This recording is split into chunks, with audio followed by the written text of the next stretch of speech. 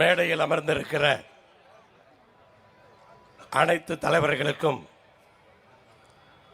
இந்த ஆர்ப்பாட்டத்திலே ஆதங்கத்தோடு பங்கு பெற்றிருக்கிற அத்தனை பேருக்கும் என்னுடைய வணக்கத்தை தெரிவித்துக் கொள்ளுகிறேன். மகாத்மா காந்தி மீது இவர்களுக்கு என்ன கோபம் என்று தெரியவில்லை. மகாத்மா காந்தி என்பது உலக அரங்கிலே இந்தியாவினுடைய அடையாளம்.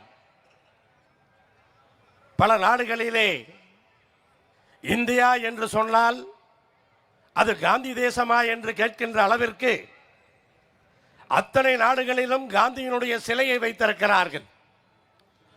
உலக தலைவர்கள் யார் டெல்லிக்கு வந்தாலும் மகாத்மா காந்தி மீது உள்ள மரியாதையால் அவருடைய நினைவிடத்துக்கு சென்று வணங்குகிறார்கள். மொத்தத்தில் காந்தியினுடைய பெயரை உலக அளவில் அழித்துவிட்டு அதற்கு மாற்றாக இவருடைய பெயரை கொண்டு வருவதற்கான முயற்சிதான் தொடர்ந்து நடந்து கொண்டிருக்கிறது என்பதை நாம் பார்க்கின்றோம். ஒவ்வொரு முயற்சியும் அப்படித்தான் இருக்கிறது. பெயரை மாற்றிவிட்டு 125 நாள் என்று சொல்லுகிறார்கள். கிராமத்தில் இருக்கிற அத்தனை பேருக்கும் தெரியும், இன்றைக்கு 40 நாள் 50 நாள் கூட வேலை தருவது கிடையாது. 100 நாட்களே உன்னால் வேலை கொடுக்க முடியவில்லை, நீ 125 நாள் என்று இந்த பெயர் மாற்றத்தை திசை திருப்புகிற வழியிலே அதை அறிவித்திருக்கின்றீர்கள். மொத்தத்தில் இந்த திட்டத்தை ஒழிப்பதுதான் அவர்களுடைய நோக்கம். கிராமங்களில் இருக்கிற ஏரிகள் எல்லாம் இன்றைக்கு தூர்வாரப்பட்டிருக்கிறது, செப்பனிடப்பட்டிருக்கிறது.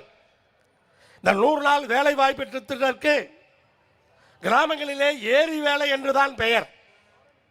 அப்படிப்பட்ட இந்த திட்டத்தை, விவசாயத்திற்கு பயன்படக்கூடிய திட்டத்தை, ஒரு சில விவசாய வேலைகளும் இதிலே அடங்கும். இது விவசாயிகளுக்கு எதிரான ஒரு நிலைப்பாடாகவும் இது பார்க்கப்படுகிறது. அப்படி ஏமாற்று வேலையை செய்து இன்றைக்கு பெயரை மாற்றி இருக்கிறார்கள். இன்றைக்கு பொறுத்தவரை யாராவது அந்த பெயரை மாற்ற சொல்லி கோரிக்கை வைத்தார்களா? எவ்வளவு கோரிக்கைகள் இருக்கிறது. சென்னை மெட்ரோவுக்கு உரிய நேரத்திலே நிதி கொடுத்திருந்தால் இந்நேரம் பணிகள் முடிந்திருக்கும். கோயம்புத்தூருக்கும் மதுரைக்கும் மெட்ரோவை தொடர்ந்து கோரிக்கை வைத்துக் கொண்டிருக்கிறோம், அதை தர மறுக்கிறார்கள். மதுரையிலே எய்ம்ஸ் அறிவிக்கப்பட்டு 10 ஆண்டுகளுக்கு மேலே ஆனது, இதுவரைக்கும் என்னாச்சு என்பதற்கு பதிலே கிடையாது. இப்படி பலமுறை இந்த பிரச்சனைகளுக்காக நம்முடைய முதலமைச்சர் அவர்கள் கடிதங்கள் எழுதியும் பலமுறை டெல்லிக்கு படையெடுத்தும் தான் கோரிக்கை வைத்திருக்கிறார். ஆனால் அதையெல்லாம் செய்யாமல் எந்த கோரிக்கையும் எழாத இந்த 100 நாள் வேலை வாய்ப்பு திட்டத்திலே அவர்கள் கை வைத்திருக்கிறார்கள். ஏதாவது ஒன்றை செய்ய வேண்டும், நம்மை திசை திருப்ப வேண்டும்.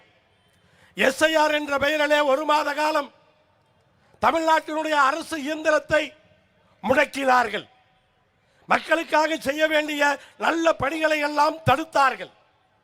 எதையாவது ஒன்றை சொல்லி நம்மை போராட்ட களத்திலே நிறுத்துவது, வளர்ச்சி திட்டங்களிலே கவனத்தை செலுத்துவதை விட இவர்களை எதிர்த்து போராடுவதே நமக்கு வேலையாக இருக்கிறது.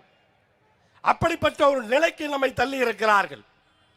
இன்றைக்கு ஒருவரை புதிதாக கட்சி ஆரம்பிக்க சொல்லி இருக்கிறார்கள். எதற்காக என்பது கிறிஸ்துமஸ் விழாவிலே அம்பலமாகி போனது. சதித்திட்டம், டெல்லியினுடைய சதித்திட்டம் அது. இதுவெல்லாம் நடப்பதுதான். இதற்கெல்லாம் உதாரணம் இருக்கிறது. ரஜினிகாந்த் அவர்கள் கட்சி ஆரம்பித்த பொழுது பிஜேபியிலே பொறுப்பில் இருந்த அர்ஜுனமூர்த்தி என்பவரை அந்த கட்சியை நடத்துவதற்காக இவர்கள் அனுப்பி வைத்தார்கள். எங்களுக்கும் ரஜினிகாந்துக்கும் சம்பந்தம் இல்லை என்று சொன்னார்கள். ரஜினிகாந்த் கட்சியை நிறுத்திய உடனே அர்ஜுனமூர்த்தி மறுபடியும் பிஜேபியிலே பொறுப்பெடுத்திருக்கிறார். ஏதோ மேடை பேச்சுக்காக அல்ல, இதை எங்க வேணுமானாலும் விசாரித்துக் கொள்ளலாம். அப்படித்தான் இன்றைக்கு செங்கோட்டையனை விஜயிடத்திலே அனுப்பி இருக்கிறார்கள்.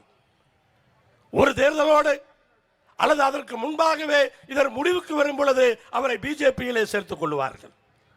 அப்படிப்பட்ட ஒரு சதி திட்டத்தோடு இன்றைக்கு தமிழ்நாட்டிலே நமக்கு எதிராக இவர்கள் கிளம்பி இருக்கிறார்கள். இந்த பெயரை மாற்றக்கூடாது, காந்தியினுடைய பெயர் வேண்டும், இந்த திட்டத்திற்கு எந்த அழிவும் வரக்கூடாது என்று சொன்னால் இது மாறும். எப்போது 2026 சட்டமன்ற தேர்தலிலே நாம் வெற்றி பெற்று இவர்களுக்கு மிகப்பெரிய அடியை கொடுத்து வெற்றி பெறும் பொழுது இந்த திட்டத்தினுடைய மாற்றம்தான் 26 தேர்தலிலே நம்மை வெற்றி பெற வைத்தது என்பதை புரிந்து கொண்டு அதற்கு மாற்றம் செய்வார்கள். அதற்கு நாம் தயாராக வேண்டும். அப்படி 26 தேர்தலிலே வெற்றி பெறுவது ஒன்றுதான், ஒரு மிகப்பெரிய வெற்றியை பெறுவதன் மூலமாக நாம் இன்றைக்கு நினைப்பதை சாதிக்க முடியும் என்று சொல்லி, கண்டிப்பாக நம்முடைய போராட்டம் தமிழ்நாடு பூராவும் இன்றைக்கு நடந்து கொண்டிருக்கிறது. இது அவர்களுக்கு அவர்களுடைய காதுகளுக்கு ஏற்கும் என்ற அந்த நிலையோடு இந்த போராட்டத்திலே கலந்து கொண்டு கிராம மக்களுக்காக, கிராம மக்களின் வாழ்வாதாரத்திற்காக கலந்து கொண்டு போராடி இருக்கிற அத்தனை பேருக்கும் இந்த நேரத்திலே நன்றி பாராட்டி விடைபெறுகிறேன். நன்றி, வணக்கம். மேலும் இதுபோன்ற செய்திகளுக்கு KMDK லைவ் சேனலை லைக் பண்ணுங்க, ஷேர் பண்ணுங்க, சப்ஸ்கிரைப் பண்ணுங்க.